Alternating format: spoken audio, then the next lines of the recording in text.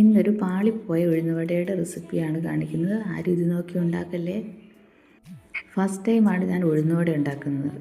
ഇതിൽ ഓരോ ഉഴുന്നുവടയ്ക്കും ഓരോ കഥ പറയാനുണ്ട്. അതുപോലെയാണ് അതിൻ്റെ ഷേപ്പ് ഇരിക്കുന്നത്. മാവ് കുഴച്ച് വന്നപ്പോൾ കുഴപ്പമൊന്നുമില്ലായിരുന്നു. ഇനി മയത്തിന് കുറവ് വരണ്ടെന്ന് ചോദിച്ചാൽ ബീറ്ററൊക്കെ വെച്ച് അടിച്ച് നല്ല മയം വരുത്തിയാണ് ഉണ്ടാക്കിയത്. പാനിലേക്ക് എണ്ണ ഒഴിച്ച് എണ്ണ നല്ലോണം ചൂടായി വന്നതിന് ശേഷം മാവ് ഞാൻ ഷേപ്പ് ചെയ്യാൻ തുടങ്ങി. ഈ ഉഴുന്നുവടയുടെ നടുക്ക് ഈ തുള കണ്ടുപിടിച്ചത് ആരാണാവോ. ആ തുള എത്ര കഷ്ടപ്പെട്ടിട്ടും ഉണ്ടാകുന്നില്ല. അവസാനം ഞാൻ വെള്ളത്തിൽ വിരൽ മുക്കിയൊക്കെ ഒരു വിധത്തിൽ തുള ഉണ്ടാക്കി. അപ്പോൾ എൻ്റെ കയ്യിൽ നിന്ന് മറ്റേ കയ്യിലോട്ട് വരുന്നില്ല, എണ്ണയിലേക്ക് വീഴില്ല.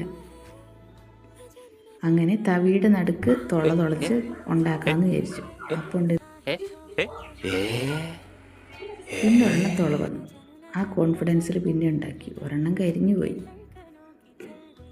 പിന്നെ ഉണ്ടാക്കി ഒരെണ്ണമാണ്. കണ്ടോ, നല്ല ഷേപ്പുണ്ട്. പക്ഷേ ഇതിൻ്റെ ബാക്ക് സൈഡ് കണ്ടോ, അത് ഞാൻ കത്തി വെച്ച് തവിയിൽ നിന്ന് കുത്തി ഇളക്കിയതാണ്.